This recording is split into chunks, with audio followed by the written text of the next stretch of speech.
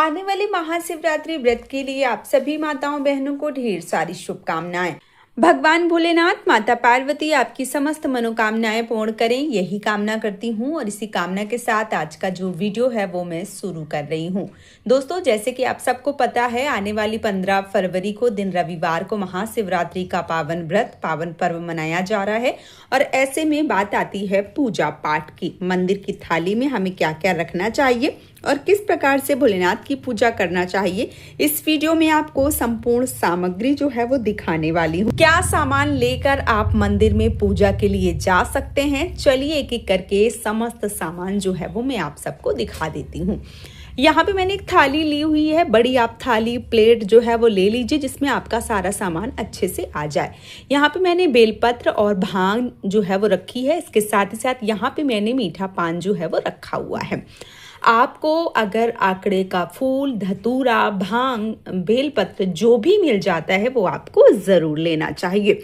इसके साथ ही साथ और हमें किन चीजों की आवश्यकता पड़ती है, चलिए एक एक करके संपूर्ण सामान जो है वो देख लेते हैं। यहाँ पे मैंने 1 लोटा जल जो है वो लिया हुआ है। और इसके साथ ही साथ अब आपको क्या लेना है, आप गंगा जल ले लीजिए। आप चाहें तो पंचामृत स्नान जो है वो इस दिन करवा सकते हैं, या आप चाहें तो केवल कच्चा दूध जो है वो भी ले सकते हैं।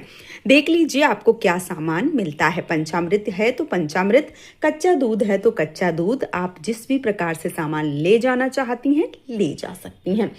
इसके साथ ही साथ अब आपको क्या चाहिए, यहाँ पे मैंने लिया है चंदन। आप लाल पीला जो भी चंदन मिल जाए वो आपको जरूर लेना चाहिए। इसके साथ ही साथ यहाँ पे वस्त्र के भाव से हमें कलावा या मौली लेना है। और इसके साथ ही साथ जनेऊ के लिए इस प्रकार का सफेद रंग का धागा, कच्चा जो धागा होता है वो आपको लेना है, या आप बना बनाया जनेऊ जो है वो भी ले सकते हैं।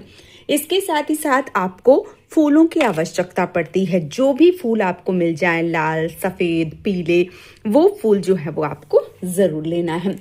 महाशिवरात्रि व्रत में जो बेर होते हैं वो सबसे ज्यादा जरूरी होते हैं, इसलिए आपको जो बेर है वो जरूर लेना है। कोई भी और मौसमी फल लेना चाहते हैं तो वो ले सकते हैं। यहाँ पे मैंने संतरा जो है वो लिया हुआ है। इसके साथ ही साथ आप क्या लेंगे, अब आपको लेना है काले तिल। ये देखिए, ये शिवरात्रि की पूजा में काले तिल जो है वो भी आपको लेना है। और इसके साथ ही साथ मैंने यहाँ पे अक्षत जो है, चावल, खड़े चावल, वो लिए हुए हैं। फिर लेना है आपको माचिस। और इसके साथ ही साथ अब आपको लेना है, यहाँ पे देखिए मैंने बने हुए जो दीपक आते हैं, जो बत्ती आती है घी की, वो ले ली है। आप चाहें तो घी का जो दिया है वो भी ले सकते हैं। इसके साथ ही साथ धूप बत्ती जो है वो आपको लेना है।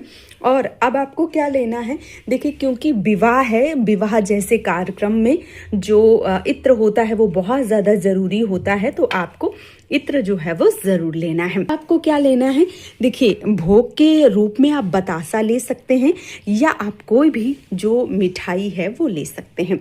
यहाँ पे मैंने कुछ मिठाई जो है वो ली हुई है। इसके साथ ही साथ मंदिर में यदि आप पूजा करते हैं तो वहाँ पे पीतल का दीपक जो है वो रख के नहीं आएंगे, इसलिए आपको इस प्रकार से जो दिबौलिया होती है, जो मिट्टी का दीपक होता है, वो आपको लेना होता है।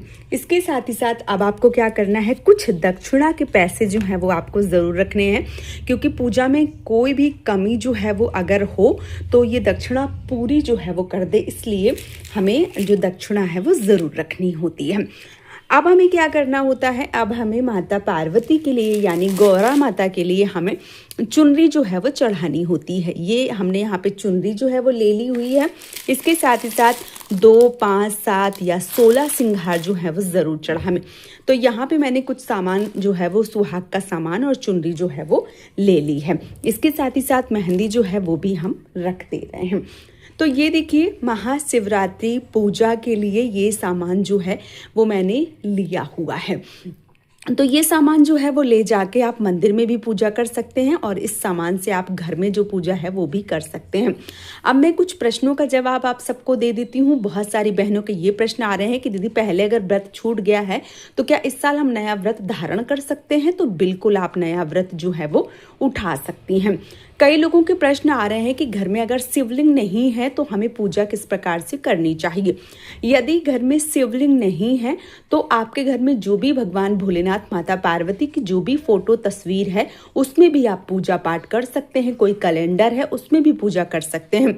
और यदि आपके पास फोटो या मूर्ति या मान लीजिए शिवलिंग घर पे नहीं है तो आप मंदिर में पूजा कर लें और इसके साथ ही साथ घर में जो भी भगवान हैं उनका नियम से पूजन करें, व्रत करें।